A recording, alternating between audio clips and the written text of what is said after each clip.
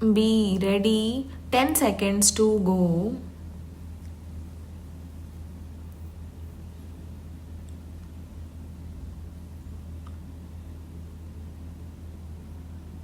Start. Undoubtedly, it has some substance, but a vague statement that we stand for peace and freedom by itself has no particular meaning because every country is prepared to say the same thing, whether it means or not. What then do we stand for?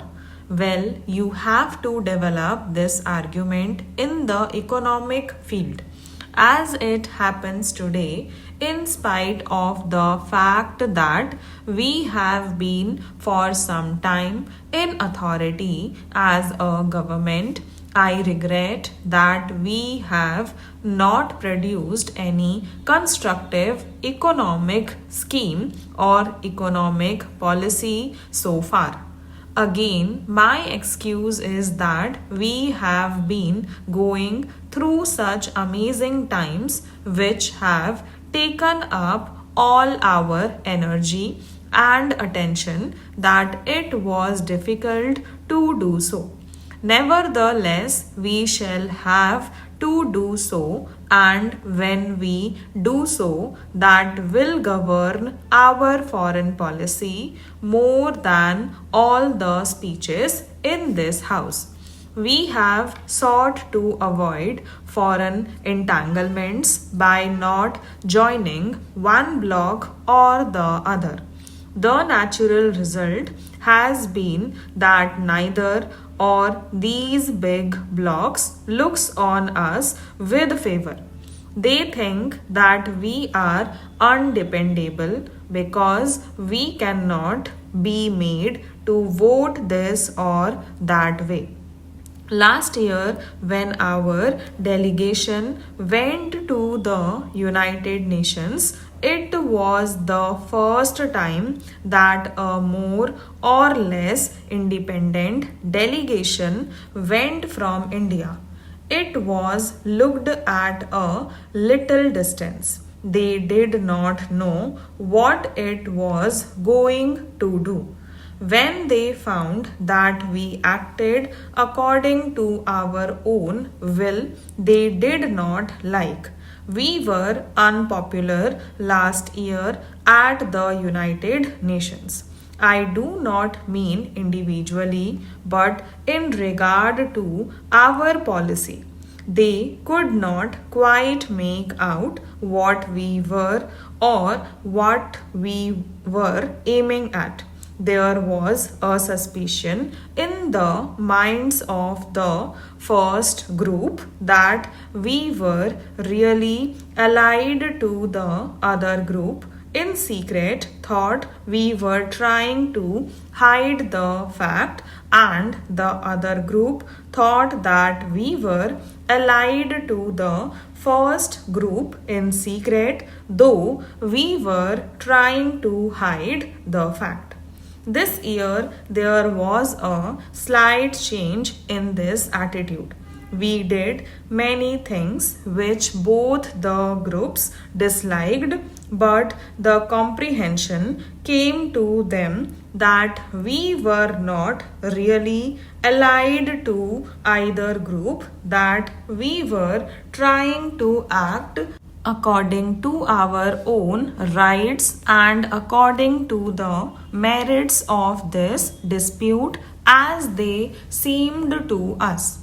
I have no doubt that fairly soon, in the course of 2 or 3 years, the world will find this attitude justified, and that India will not only be respected by the major protagonists in the struggle for power, but a large number of the smaller nations which today are rather helpless will probably look to India more than to other countries for a lead in such matters.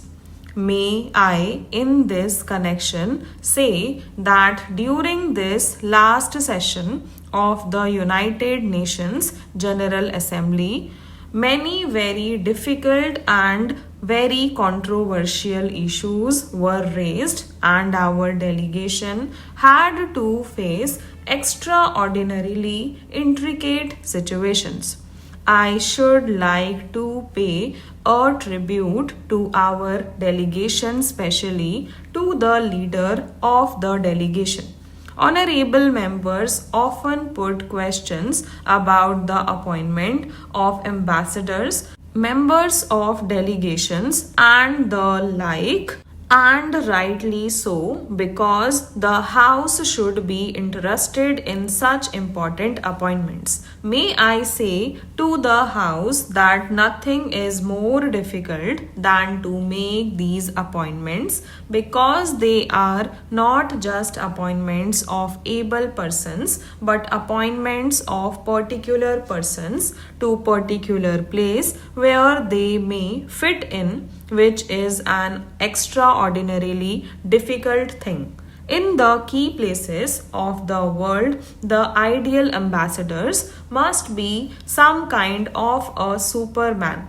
It is so difficult now not only to understand the intricacies but to remain friends and everybody and yet to advance your cause. After all, we have in the past discussed foreign affairs from the outside in other assemblies, or here perhaps in a rather academic way, rather as in a college debating society. That is, we talked of high policies, but we did not come to grips with them when we had to say yes or no to a question and face the consequences. If the House will forgive my saying so, even in today's debate, many of the speeches were of an academic kind which did not take into account the vital questions which concerns the world today, which may mean peace or war. But when the House does have to face the question and take a decision which may lead to war or peace, when one comes face to face with realities, one cannot rely merely on idealistic principles. Foreign affairs are utterly realistic today. A false step, a false phrase make all the difference. It is against this background that I should like the House to consider international affairs. We have to get over the notion that it is merely some naughty men playing about and quarreling with one another. Some statesmen in America, France, and the British imperialism lurking behind the curtain in the distance. Stop